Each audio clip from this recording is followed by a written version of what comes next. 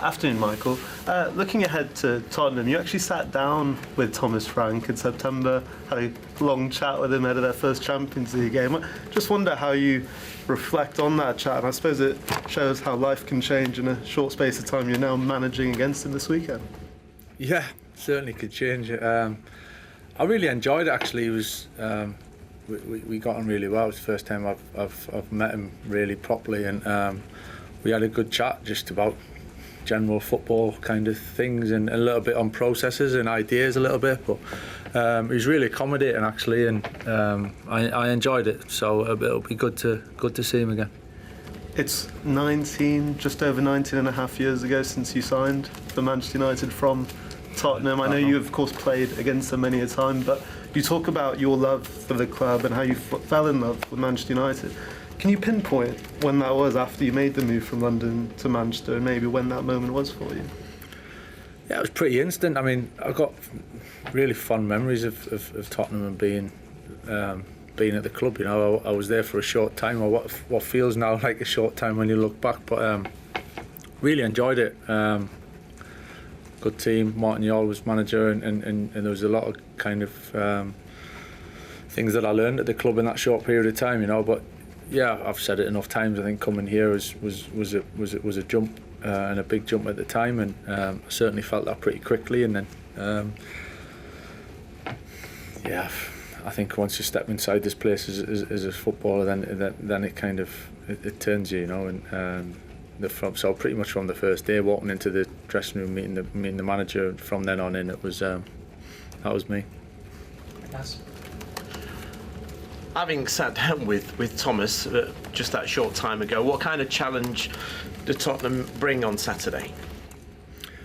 Well, they certainly bring a challenge. I think you can see, you know, especially the way they finished the game the other day, and they've had, over a period of time, players injured and ins and outs, and a lot of changes to the team, which makes things a lot more challenging, a lot more difficult from their perspective. But getting players back, and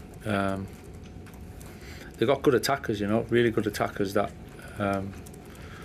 look to stretch the back line and play forward and attack the box an awful lot. So it's something we certainly got to be aware of, you know, and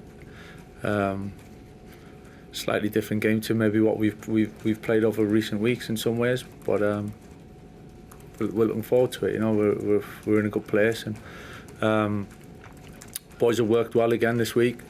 Again, feet on the ground. Let's not get carried away with what's gone on, but it's about what's next again. So big challenge ahead, but we're looking forward to it.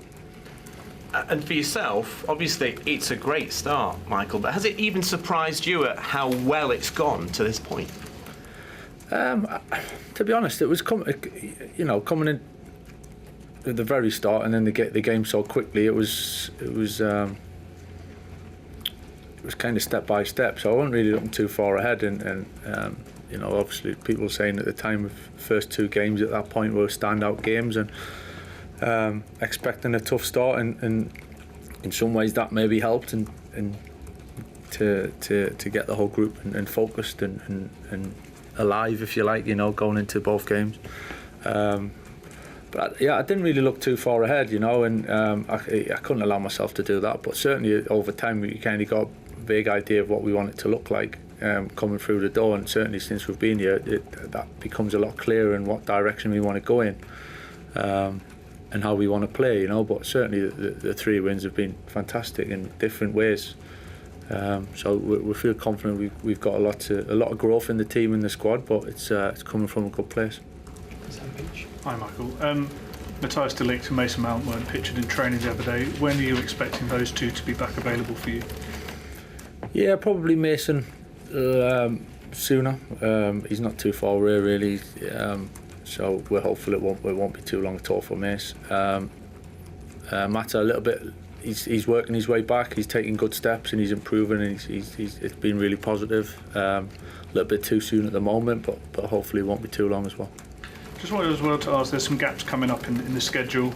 There was talk earlier in the campaign about mid-season friendlies. I think Ruben Amorim, your predecessor, said United would have to do it due to missing out European football, the need for revenues and things like that. Is that something that you're aware that's going to be happening? Are plans afoot to go anywhere? Yeah, at this stage, it's nothing's confirmed, or we are aware of the schedule, and there is some kind of spaces, if you like, that we can use in different ways. So it's all up for discussion at the moment, but nothing's been decided, and it might happen, it might not. You know, we'll just have to wait and see.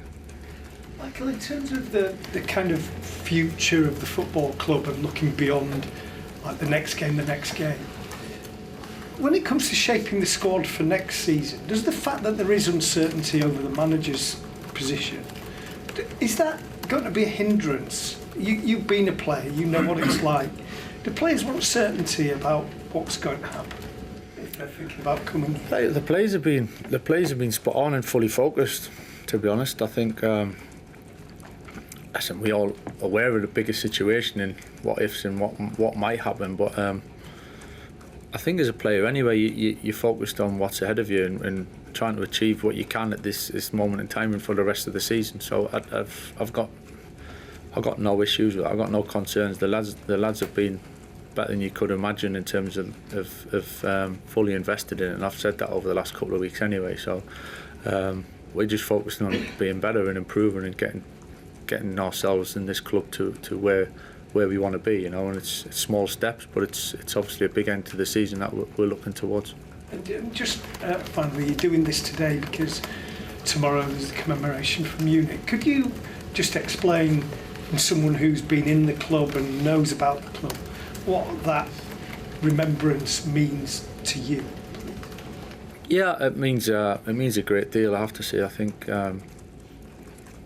just saying about when how long did it take to kind of love this place and love being in this place. It was quickly, and as soon as you come, you're made aware, and you can't help but know and understand the history. And I think it's a responsibility that when you work here, you play, you coach here, you understand what's come before us and